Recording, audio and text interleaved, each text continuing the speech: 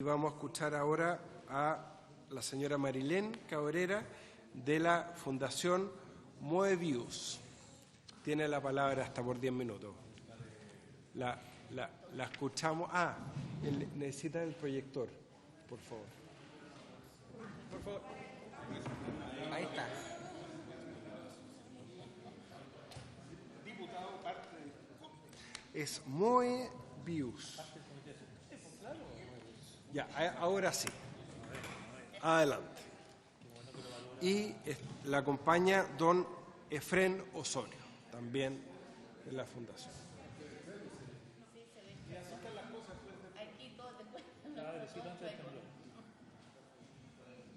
Ahora sí. Ya. Bueno, nuestra participación es bastante distinta a todo lo que hemos visto hasta ahora.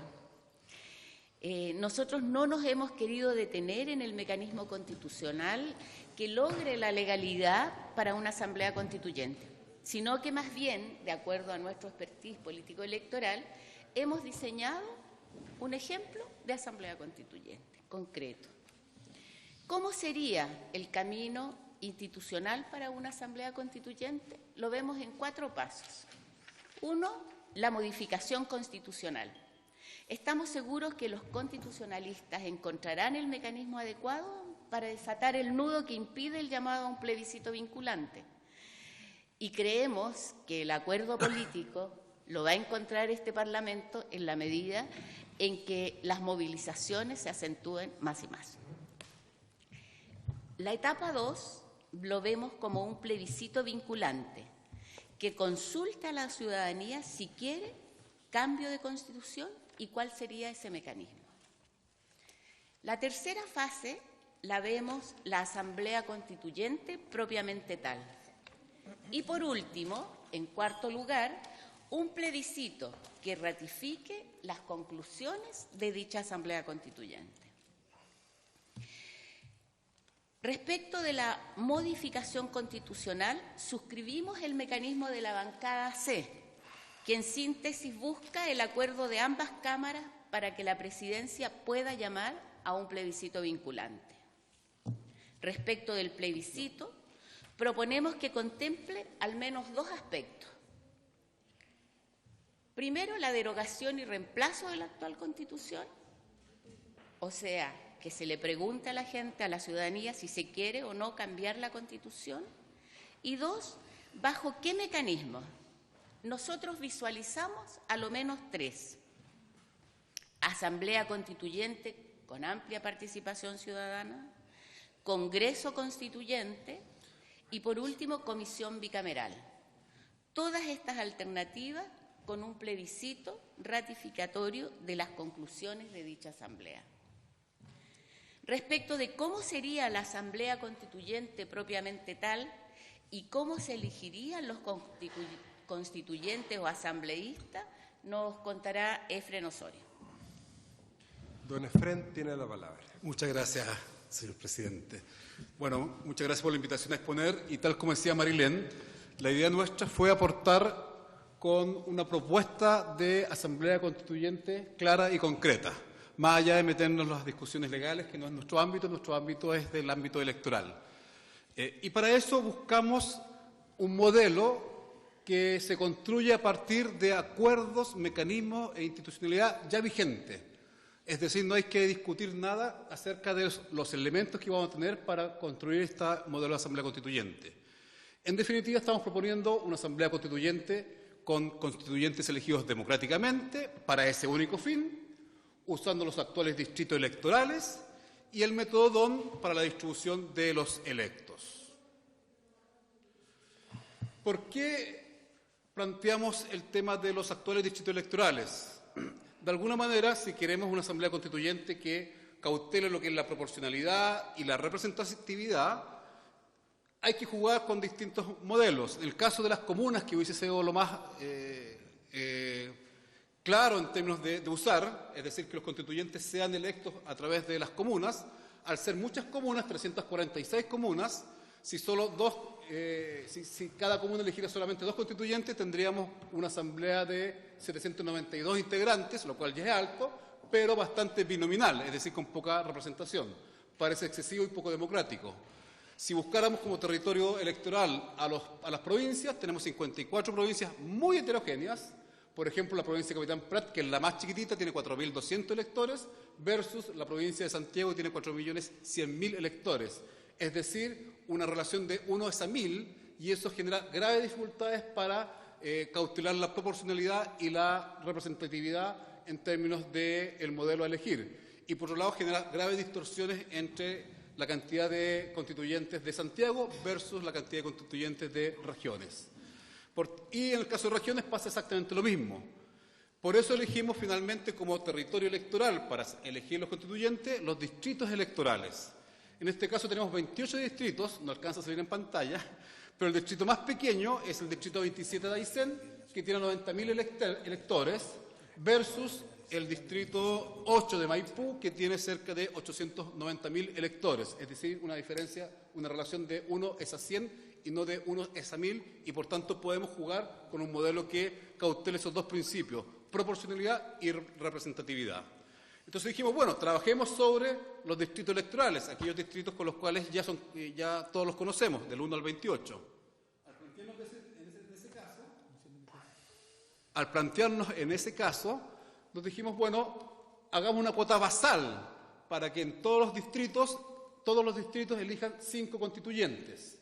¿Por qué 5? Porque eso nos da el piso o el techo, mejor dicho, de elegibilidad.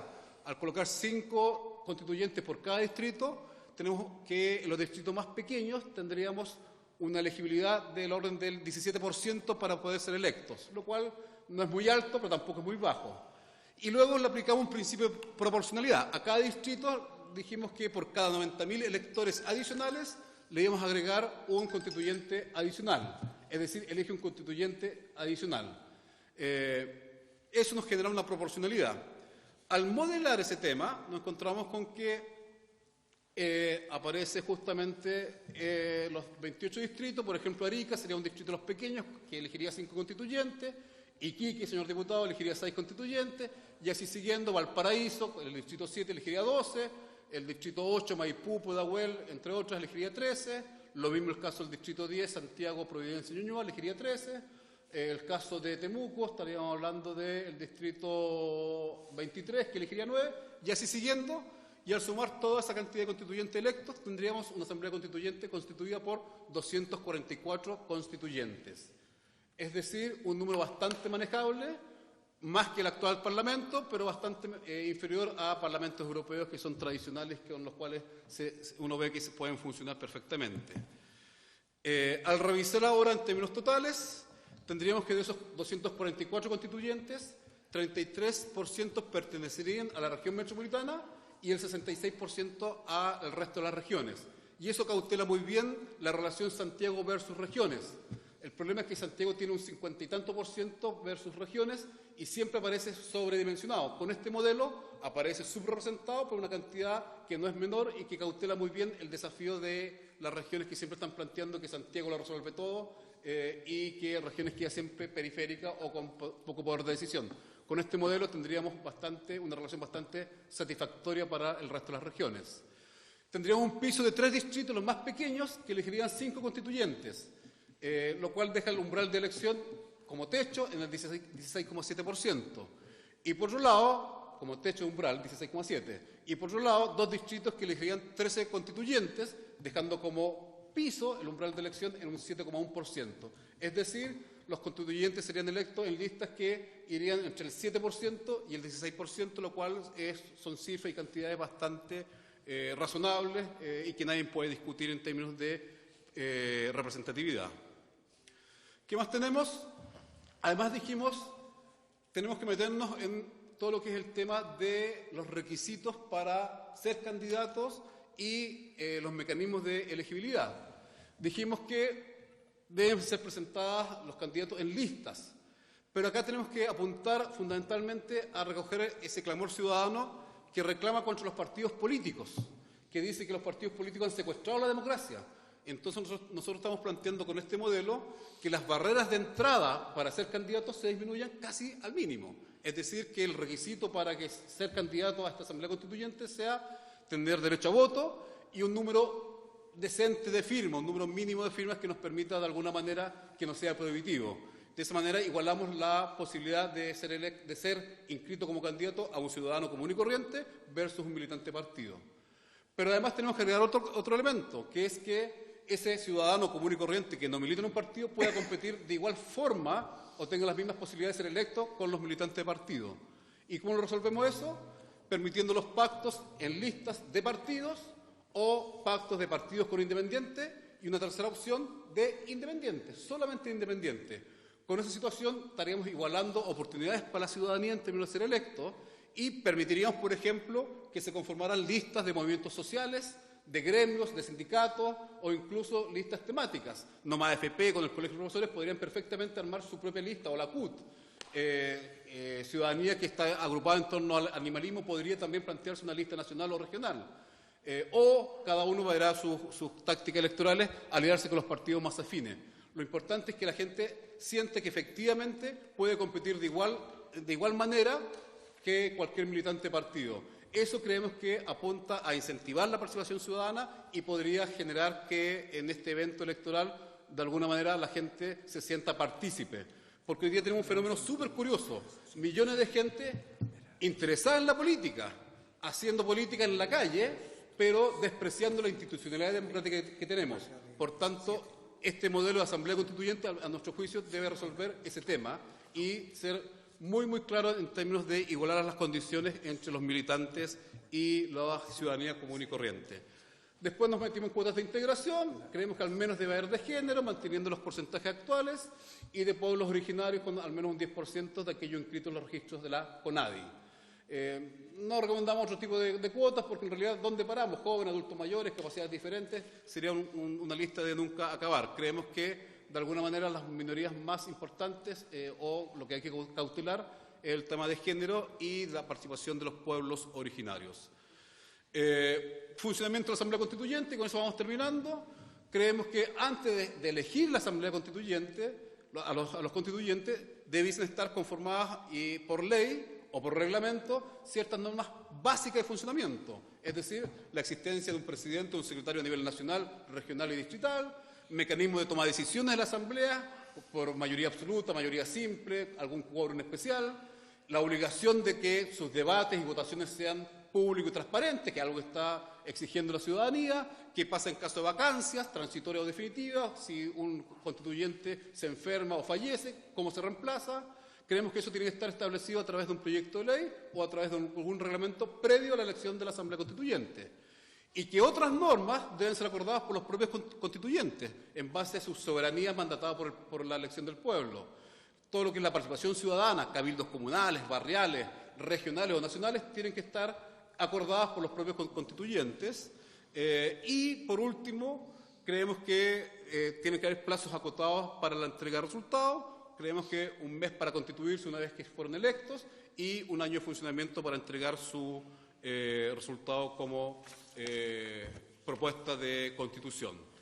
Y finalmente, no sacamos nada con elegir una asamblea constituyente si no puede moverse y no puede operar y por tanto tiene que haber un financiamiento asociado. Ese financiamiento tiene que estar contemplado en el presupuesto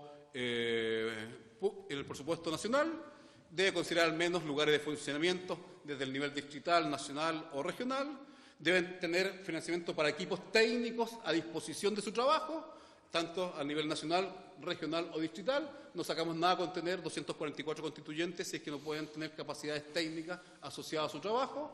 Y finalmente hablamos también del financiamiento de los constituyentes. Proponemos que tienen que tener una asignación ni muy alta ni muy baja. Nos parece que la dieta de un actual core es una dieta bastante razonable, no es exagerada, pero tampoco es la de un concejal que a nuestro juicio es bastante baja. Y por último, tienen que haber y contemplar ese reglamento la obligación, tiene que contemplarse ese reglamento ciertos mecanismos de destitución para aquellos constituyentes que no cumplen con sus obligaciones, no van a las sesiones, en fin, para aquellos que en definitiva no están haciendo la pega, tienen que contemplarse mecanismos de destitución. Eso es nuestro modelo, como lo ven, bastante simple, con elementos que están siendo usados por todos ustedes, por todos los sectores políticos, no hay nada de novedoso. Creemos que es posible construir un modelo de asamblea constituyente sin entrar en las discusiones laterales, sino que la discusión debe hacerse en términos si queremos o no queremos asamblea. Acá hay un modelo que tiene 244 integrantes, elegidos democráticamente en base a los propios distritos que ustedes también conocen. Eso es, pues, presidente. Bueno, muchas gracias, Efraín y a Marilén, Efren, por la propuesta, porque además es muy pedagógica, en general o en particular. Oye, muchas gracias por la propuesta, de verdad, porque es bueno hacer el ejercicio y es muy pedagógico para explicarle a la gente en qué consiste. Yo lo único que llamaría a tener cuidado es lo que algunos profesores denominaron con los asambleístas designados. En eso hay que tener mucho cuidado. O sea, todos tienen que ser elegidos sobre la base objetiva. Y ese es un tema que nos plantearon también. No sé si hay preguntas. Diputado Soto. Yo no quiero dejar pasar la oportunidad de hacerle una pregunta a un amigo de San Bernardo. Efren Osorio fue concejal en el periodo anterior al mío. Cuando tú eres dirigente social. Cuando yo era dirigente social, él, ¿alguna vez fue dirigente social? Muy bien. No, todavía lo soy. Pero él fue uno de los grandes concejales que tuvo San Bernardo. Una altísima votación siempre. Bueno, mira, a mí me parece súper interesante este ejercicio que ha sido muy poco hecho en estos debates. Se habla de la Asamblea Constituyente, pero nadie dice quiénes la conforman, cómo se ponen de acuerdo, con qué quórum, cómo funcionan, tienen recursos, tienen equipos técnicos, cuánto tiempo funcionan, cómo resuelven los debates, etcétera. Y yo creo que el aporte que nos hacen va a ser muy interesante si es que avanzamos a un proceso de este tipo, que es lo que muchos esperamos. Sin embargo, con el ánimo de hacer un par de debates sobre algunos puntos que son polémicos, quisiera pedir mayor información de los distritos que ustedes, o la cantidad de electos por distrito que ustedes consideraron. ¿Ustedes aumentaron la cantidad de electos en relación a la conformación del Parlamento? ¿Usaron los mismos distritos, pero que eligen más asambleístas o delegados a la Asamblea Constituyente? Con lo cual, en algunas partes alcancé a ver que se distorsionaba mucho la igualdad del voto. Se amplificaba la distorsión de la igualdad del voto, que ya es complicado acá, en el proceso que hay en Chile. No vale lo mismo el voto de un santiaguino, por ejemplo, que de alguien de regiones extremas, porque eligen evidentemente más, pero no en la misma proporción que los habitantes de las comunas más pequeñas. Y esa distorsión se amplifica, y eso, digamos, es complejo porque toda democracia se basa en el principio de que todas las personas valen lo mismo. Y ahí vi, por lo menos en algunos casos extremos, que van entre 6 y 12, parece. 5 y 13. 5 y 13. Sí. Ahí vi que se amplificaba bastante la distorsión. Y quiero preguntar en ese sentido, ¿por qué no siguieron algo que era mucho más simple? Que se eligieran 155 asambleístas, como se eligen hoy día con las proporciones del Congreso. Yo creo que uno se evita cualquier crítica si uno dice la misma cantidad de asambleístas. Segundo, la posibilidad de pactos electorales de independientes. Siempre ha chocado mucho en doctrina los pactos electorales independientes, porque son independientes, o sea, cada uno piensa distinto a otro, y uno va en una misma lista cuando comparte por lo menos algunas ideas básicas respecto del cargo que está postulando o de la función a la cual está aspirando. Y cuando son todos independientes, la verdad que uno no ve qué los une, salvo el ánimo de corregir la distorsión o la dificultad que tienen para presentarse a una elección y competir con otros que van en partido y sí van en lista. Salvo eso, pero es una justificación práctica, pero que no va al fondo de las cosas, porque no es indiferente quien salga de los independientes. Eso, y yo respaldo gran parte de las propuestas que hacen, porque aclaran bastante lo que sería un funcionamiento de una Asamblea Constituyente. Bueno, muchas gracias, diputado Soto. Brevemente, porque nuestros funcionarios tienen hora de término por las dificultades logísticas. No, presidente, solo para agradecer esta exposición que sin duda nos vuelve o nos devuelve el alma al cuerpo después de escuchar el anterior debate, porque acá efectivamente nos estamos poniendo en un estadio superior del debate. Acá estamos ya viendo cómo se integraría por parte de la ciudadanía esta asamblea. Y la pregunta mía va un poco también direccionada a lo que planteaba el diputado Soto, porque yo, en la propuesta que hicimos, en una indicación, planteamos la sumatoria de senadores y diputados. Y casi corresponde, porque si uno, por ejemplo, el caso de Arica tiene 2 diputados, 2 senadores, son 4. Iquique tiene 2 senadores, pusieron 6. ¿No? Y nosotros, por ejemplo, somos 5 y tenemos 6. Entonces, va como que calza. Va como por ahí, ¿eh? Es decir, también tiende a igualarse a sumar, porque efectivamente hay una representación de la que tenemos que hacernos cargo, y creo que lo que usted plantea me parece bastante adecuado.